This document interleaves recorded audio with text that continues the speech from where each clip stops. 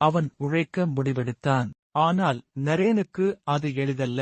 அவன் வறுமையின் காரணமாக அடிக்கடி பள்ளியில் வந்தவுடன் உணவு கிடைக்காமல் தவித்தான். அவன் உற்ற நண்பர்களும் அவனுக்கு உதவி செய்யவில்லை.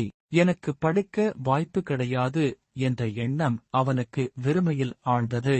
ஆனால் ஒரு நாள் அவன் அந்த இயக்கத்தை முறியடித்தான். அந்த நாள் ஒரு புதுவிதமான தொடக்கம் ஆனது.